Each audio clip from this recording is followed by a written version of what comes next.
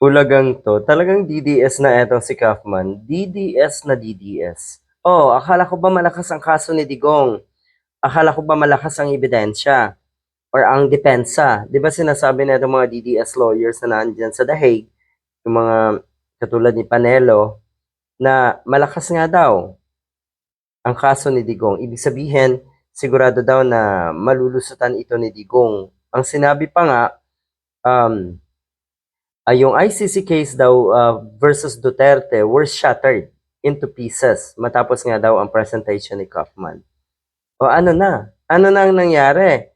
Kasi bakit ngayon ay meron kang pakiusap? Nakikiusap ka na, Kaufman. Para bang naalala ko noong nakikiusap etong si Kaufman na makipagpulong kay PBBM. Tapos ngayon, hindi nadala sa pakiusapan, binabanatan niya ngayon ang nasa Malacanang sa harap mismo ng paglilitis or confirmation of charges. Binabanatan niya si PBBM. Mantakin mo ha.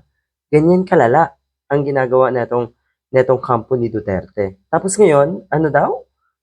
May pakiusap? Ulitin ko lang, kung talagang malakas ang depensa ni Digong, bakit kailangan makiusap? Kung talagang naisip nyo na yung kaso were shattered into pieces, yun yung mga terms na ginamit na itong mga ito. Ay, bakit ngayon kailangan nyo makiusap?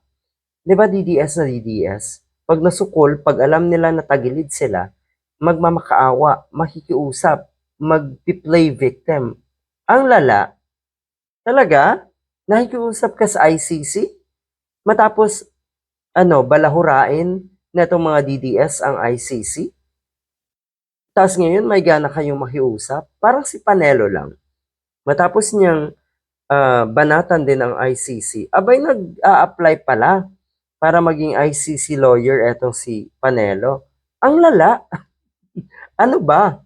Oh, as I ask you, I beg you not to confirm any of the charges. I ask you to let Rodrigo Duterte return to the Philippines, not to govern, but simply to let him live out the rest of his days in peace. Oh, totoo yon. Uh, Yan na lang dapat sana ang ginawa niya. Pero ang dami niyang pakikialam, ang dami niyang pagbabanta. Naalala ko nung pumunta ito sa Malacanang matapos ng mahalal si PBBM. O ayan, akala nyo ay magbabaw. Akala nyo ay kaya nyo pa lahat kahit wala na kayo sa power, Mr. Duterte.